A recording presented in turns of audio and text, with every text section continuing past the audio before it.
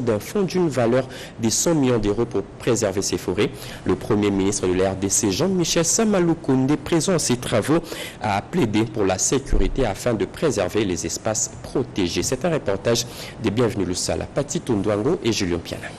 Comment protéger les forêts tropicales, poumon indispensable à la planète menacée par les changements climatiques?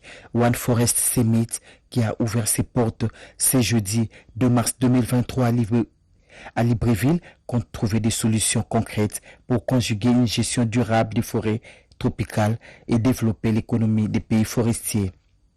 Ce sommet de 2 jours, organisé à l'initiative du Gabon et de la France, compte promouvoir la coopération scientifique entre les 3 grands bassins forestiers du monde, à savoir l'Amazonie, les forêts tropicales d'Asie du Sud et les bassins du Congo. La République démocratique du Congo, qui occupe une place importante pour sa contribution à l'équilibre climatique mondial, de par son écosystème, est représentée à ses assises par le Premier ministre et chef du gouvernement, Jean-Michel Sama Lukonde Kyenge, représentant personnel du chef de l'État. C'est le message qui m'a été donné par le président de la République, son Excellence Félix-Antoine Tshisekedi Tshilombo, c'est de dire qu'il faut, sur ces questions, de l'humilité et de la solidarité. L'humilité de voir ce qui est fait ailleurs, mieux que chez soi, pour voir comment l'appliquer, et la solidarité, parce que ce sont des questions qui nous concernent tous, et ça demande qu'on se mette ensemble pour y répondre, et donc il faut qu'on parle d'une seule voix. Je veux aussi insister sur le fait que dans le cadre de la biodiversité, nous avons, de la même manière que ça a été imagé ici, ces bonobos qui avaient fui pour leurs dettes, mais en réalité, ces espèces protégées fuient l'insécurité. La sécurité reste un facteur important dans la protection de notre biodiversité. Nous, en République démocratique du Congo, surtout en ce qui concerne les parcs de Virunga, et ici, moi, je vais encourager tous les efforts qui sont mis dans les processus dans lesquels nous sommes engagés par rapport à la sécurité à l'est de la République démocratique du Congo, dans ce problème que nous avons avec le Rwanda. Mais dans tous les cas, ces efforts qui doivent être mis pour qu'il y ait de la paix dans tous les espaces. Parce que ces espaces protégés, dès qu'il y a de l'insécurité, il y a du braconnage et il y a de la perte. À son arrivée à Libreville, l'émissaire du chef de l'État Félix-Antoine Tshisekedi Tshilombo a été accueilli par son homologue gabonais Alain-Claude Billy Bainze. Après un entretien de bienvenue au salon d'honneur de l'aéroport Léomba, les chefs du gouvernement qui quittaient l'aéroport pour prendre part au sommet s'est vu dans l'obligation de s'arrêter pour saluer la grande communauté congolaise du Gabon mobilisée pour l'accueillir. Le Premier ministre a déjà regagné Kinshasa. Bien avant de quitter Libreville, Jean-Michel Sama Lukonde a accordé une interview dans laquelle il a résumé tous les contours et enjeux de la participation à ces sommets. On l'écoute.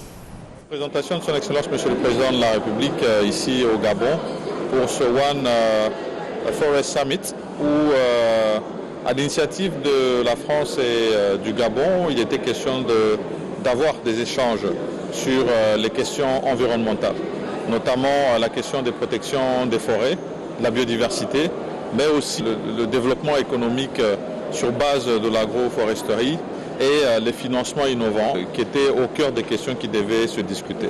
Ça s'est fait sous forme de panel où nous devions avoir des échanges avec non seulement les responsables des ONG qui sont en charge de la protection de la biodiversité, mais aussi les privés qui travaillent dans le secteur environnemental et les financiers qui sont aussi supportés pour apporter des solutions à ces questions des populations autochtones qui cherchent des compensations du point de vue de leur implication sur la protection des forêts.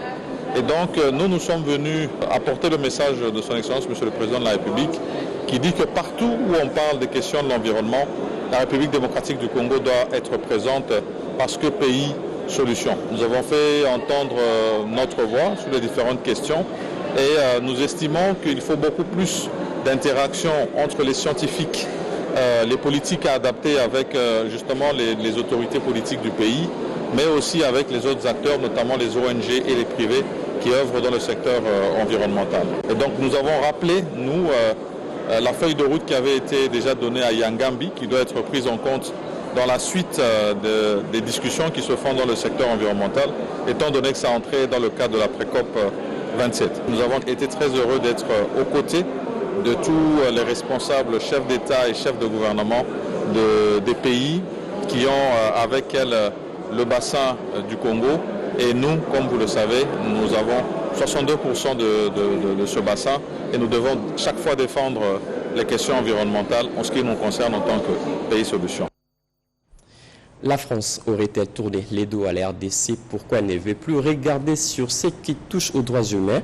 Pour en parler, nous recevons sur ce plateau notre confrère Médard Mbouyal Mangal. Bonjour Médard. Bonjour Eric. Vous avez réfléchi sur une thématique que vous avez intitulée la parenthèse de la diplomatie française en Afrique centrale. Qu'est-ce que c'est? La parenthèse diplomatique de la France en Afrique centrale ou en Afrique de Grand Lac, c'est tout simplement un choix, une posture adoptée par le Quai d'Orsay, une posture adoptée par Paris pour fermer les yeux sur les massacres, sur les violations des droits de l'homme, sur les pillages des ressources de la République démocratique du Congo. Et donc, c'est une stratégie ou une posture de reniement, parce qu'en réalité, la France a renié ce qu'elle a de mieux. Les valeurs fondatrices de la France, c'est la solidarité, c'est l'égalité.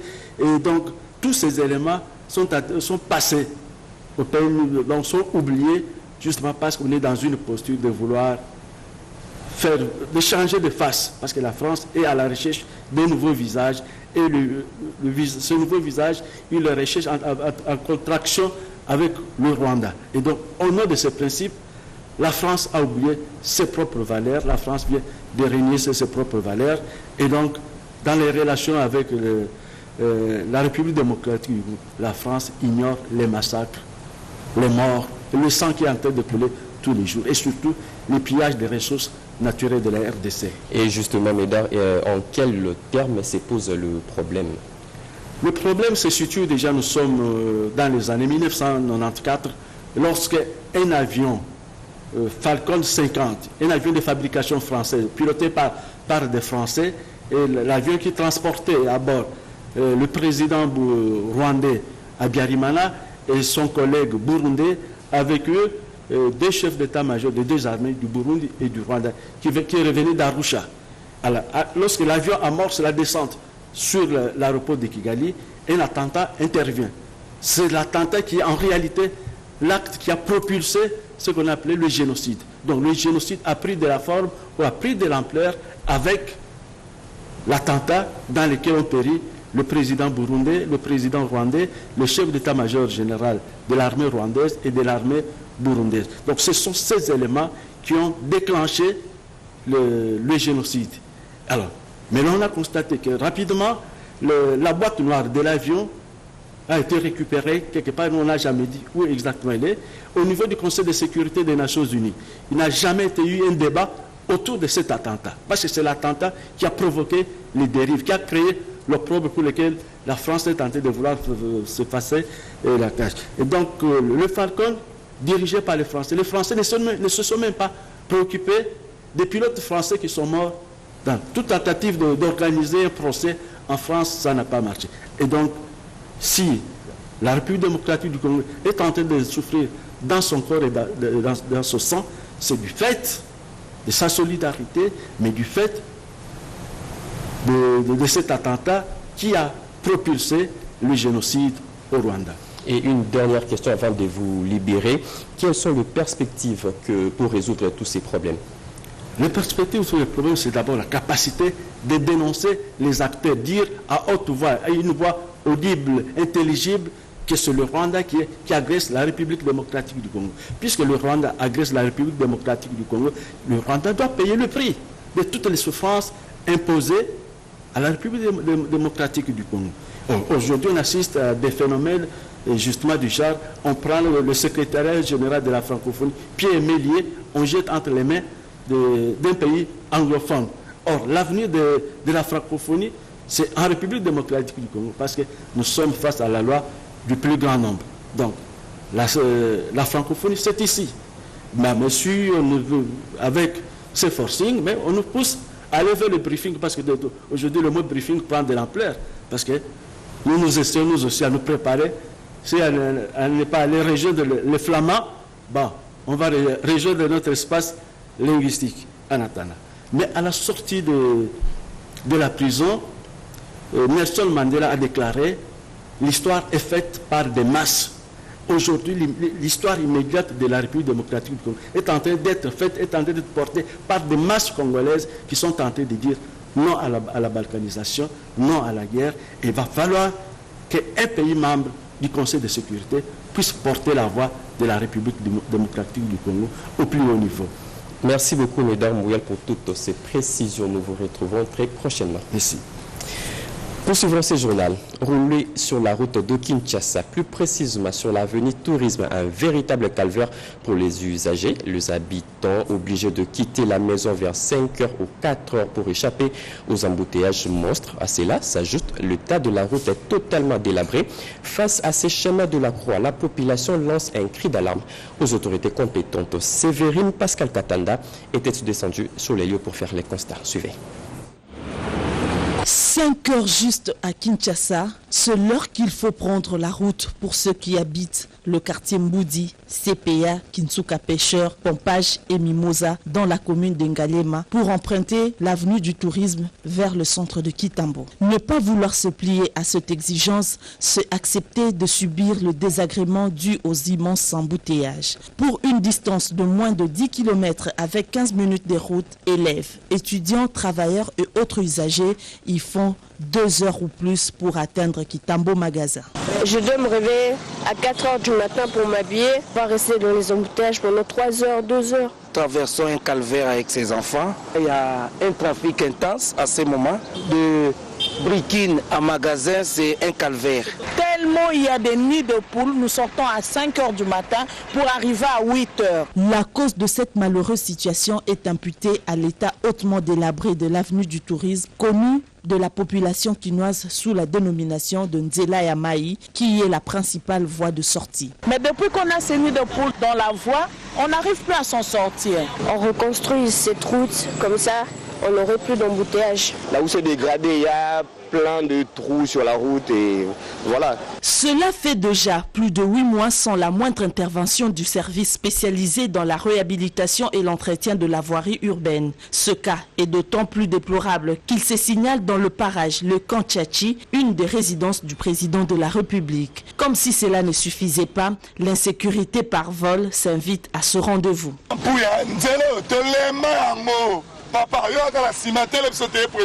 Que la police fasse son travail, sécuriser les citoyens. Il est plus que temps que l'avenue du tourisme soit réhabilitée à cause non seulement de sa fréquentation excessive, mais aussi de sa proximité avec le fleuve Congo et la résidence du chef de l'État. Manque de matériel, de technologies de pointe, lenteur dans la transmission des dossiers administratifs et les manques de formation de remise à niveau des agents et cadres, autant de piles de doléances soumises aux autorités, au comité dirigeant de la radio-télévision nationale congolaise que dirige Sylvie Elengue, directrice générale par le directeur Centro. C'était au cours d'un face-à-face entre les deux parties. Et Johnny Dada Chabani pour plus de détails. Décidé à relever les défis de la transformation structurelle de la radio-télévision nationale congolaise avec l'apport des nouvelles technologies de l'information et de la communication pour mieux accomplir sa mission régalienne, à savoir informer, former et divertir les auditeurs et les téléspectateurs, les comités de gestion de la RTNC pilotés par Sylvie Elengue Nyembo profilent des stratégies pour gagner ses paris. La réunion technique avec 15 directeurs provinciaux s'inscrit dans cette optique. Les directeurs généraux Sylvie Elengue Nyembo et les directeurs général adjoint José Adolphe Voto ont mis à profit cette séance de travail pour palper les réalités du fonctionnement de toutes les directions provinciales. Une opportunité pour les directeurs provinciaux de présenter l'aide-mémoire adressée à la direction générale de la RTNC qui résume ces défis. Les manques de matériel, des technologies de pointe, la lenteur dans la transmission des dossiers administratifs et les manques de formation des remises à niveau du personnel. Face à ces doléances, Madame le directeur général Sylvie Elengue Nyembo a rassuré les directeurs provinciaux de maintenir le cap de ces échanges grâce aux nouvelles technologies de l'information et de la communication. Elle compte incessamment remettre à chaque directeur un lot de matériel, notamment les ordinateurs portables et d'autres consommables informatiques pour renforcer les échanges à distance. Pour sa part, le directeur général adjoint, José Adolphe Voto, a invité tous les directeurs provinciaux à l'amour du travail, question de satisfaire les auditeurs et les téléspectateurs de la chaîne nationale. À l'issue de la séance de travail, les directeurs se sont dit très satisfaits. Il y a des problèmes de promotion en grade, de la fin des intérims, de l'augmentation des effectifs, de paiement des indemnités. Nous sommes contents à l'issue de cette rencontre de voir la capacité de perception de Madame le DG, son sens d'écoute et surtout sa sensibilité et par rapport à tous les problèmes que nous lui avons soumis. Sincèrement, nous partons de cette réunion très flattés.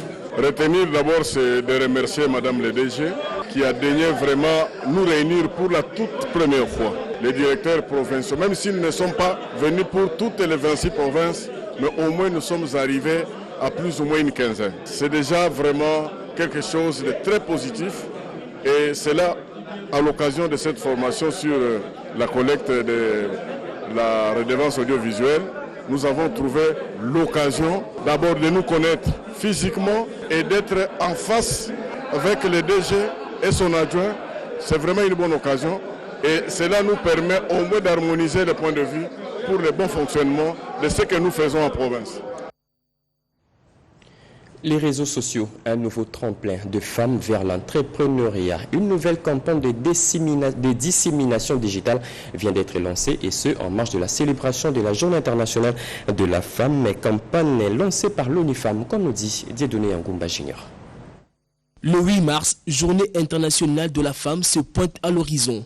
L'ONU Femmes, en partenariat avec l'unité de coordination du projet d'appui au développement des micro, petites et moyennes entreprises, ont procédé au lancement officiel de la campagne de dissémination digitale dans le cadre du projet de réforme et dissémination de textes de loi en faveur des femmes. En présence des représentants de ministres sectoriels, notamment la secrétaire générale au genre Esther Kamwana et le DIRCAB au PME Justin Magala. Cette campagne a pour objectif de propulser l'entrepreneuriat féminin à travers la digitalisation afin de formaliser leur PME et bénéficier d'accompagnement du gouvernement de la République pour l'émergence d'une classe moyenne en République démocratique du Congo. Au cours de cette activité, la chargée des communications de l'ONU, Femmes, a démontré l'impact de la digitalisation sur l'entrepreneuriat et a exhorté à toutes les femmes entrepreneurs à utiliser les réseaux sociaux comme canal de communication pour la visibilité de leurs activités. Rappelons que cette campagne a été financée par la Banque mondiale. À travers le PADEM PME, la cérémonie a été sanctionnée par la remise symbolique de quelques smartphones pour permettre aux femmes entrepreneurs à maîtriser la digitalisation, particulièrement axe sur l'entrepreneuriat féminin.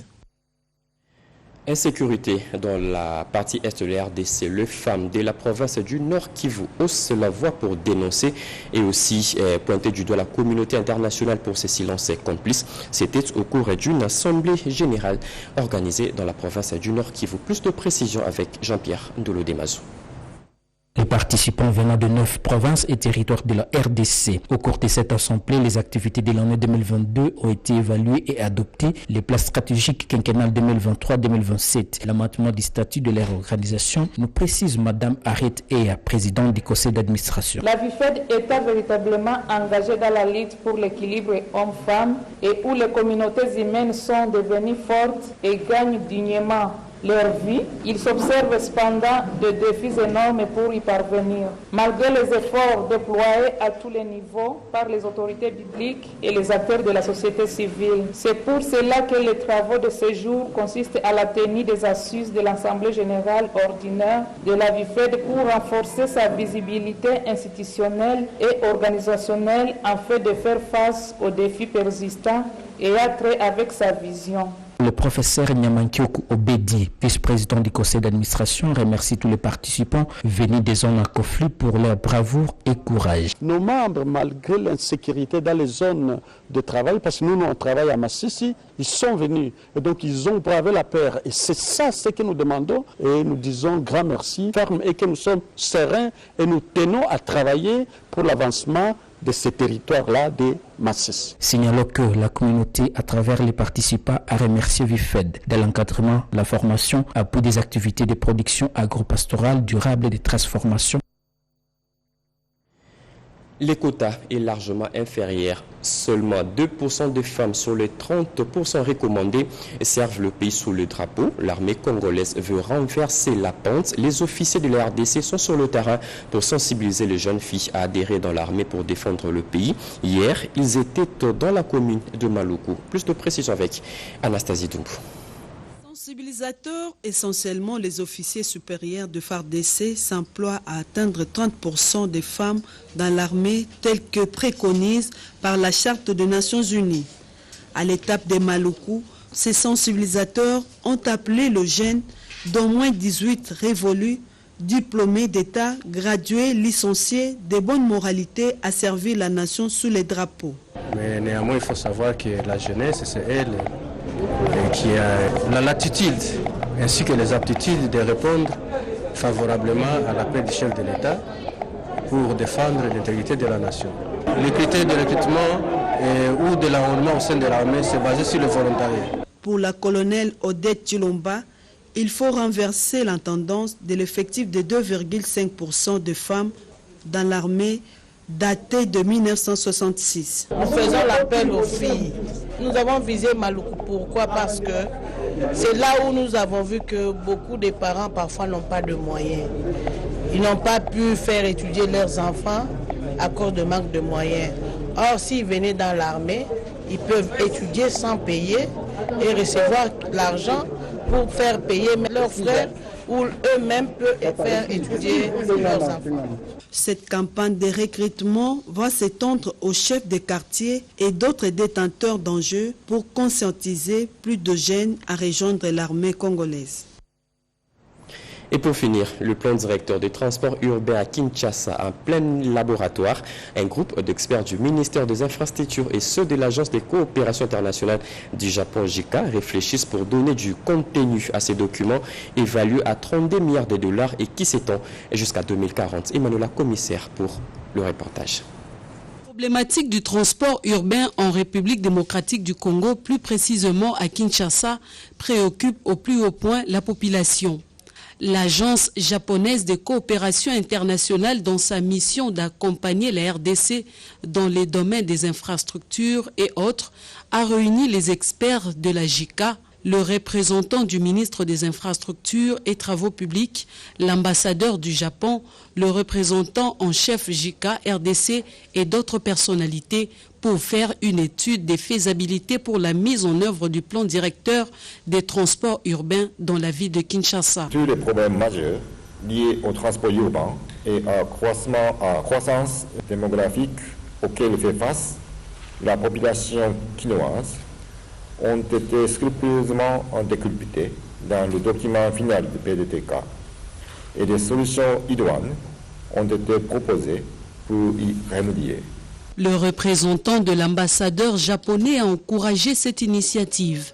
Il y a de cela pratiquement 5 ans que le Japon a apporté son assistance pour le déploiement du plan directeur des transports urbains de la ville de Kinshasa, évalué à près de 32 milliards de dollars américains d'ici 2040. La JICA est l'une des plus grandes agences d'aide bilatérale du monde à soutenir le développement socio-économique des pays en voie de développement dans différentes régions du monde. C'est fini pour ce journal de la mi-journée. Journal coordonné par Luisette Ntsakala, réalisé par Papi Nginama ou Dieudonné Ngumba Junior, Gabi Congo et ainsi que Djibril Wagengoso. Mesdames et messieurs, merci de nous avoir suivis. L'actualité continue sur nos antennes. Retrouvez tout à l'heure à 16h Marie-France Zaïna pour les actualités africaines. Très bonne suite des programmes sur nos antennes. Au revoir.